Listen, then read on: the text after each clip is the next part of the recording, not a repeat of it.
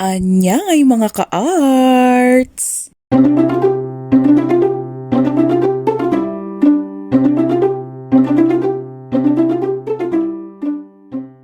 Boses ang instrumento ng ating mga guro sa pagtuturo. Kaya naman, for today's vlog, gawa tayo ng something friendly sa kanilang lalamunan.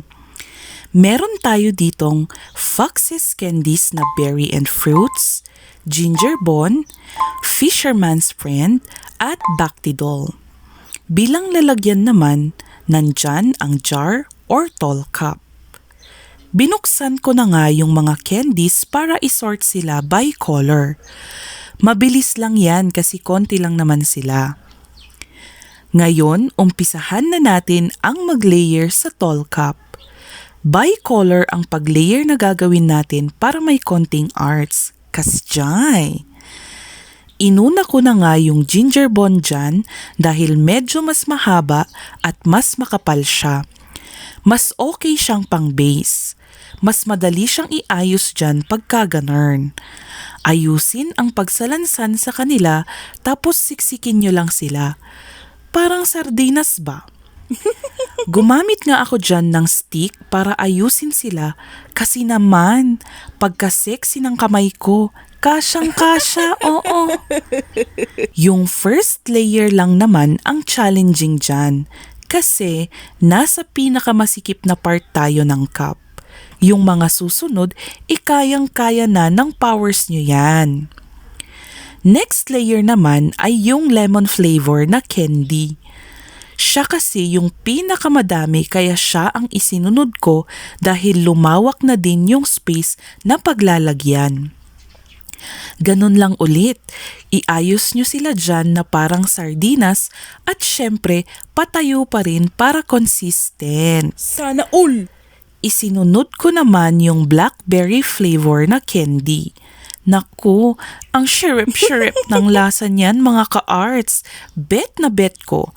Parang ikaw. Wow! Ganun lang ulit, isiksik nyo sila dyan.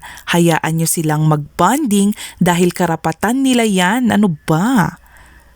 Hala, ano yan? Ano ba? White flower lang yan. Alam nyo, masyado nyo kasing pinasasakit ang ulo ni teacher. Oo, ganyan. Yan ang surprise ng candy cup mo. Bay kung kasya dyan, dilagyan mo ng lotion. Susunod naman ay isiksik natin yung fisherman's friend. Lozenges din po yan, huwag kayong malito. Iniayos ko lang siya dyan saka ko pinalibutan ng raspberry candies para maitago siya. Oo, second surprise na yan. Pagbukas ni teacher, maiiyak yan sa tuwa.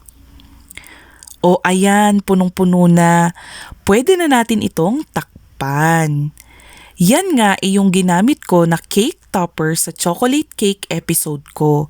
Kung hindi nyo pa napanood, go! Scroll lang sa wall ko. Huwag ka nang mahiya. Wala ka namang ganun, expired na. Maganda nga sana kung may nabili akong ganyan. Ayan o.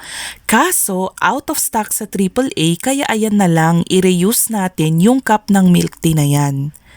O ha? Ganda ba yung layers? Bay, syempre, parang ikaw.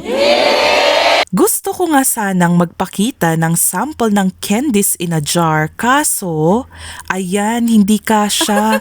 Siguradong mahihirapan lang ako. Kung gusto nyo sa jar, go!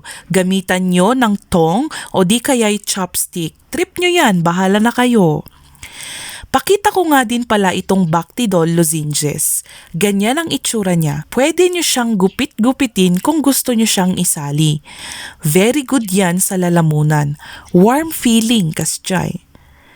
Isang ikot pa ulit at isang proyekto na naman ang tagumpay.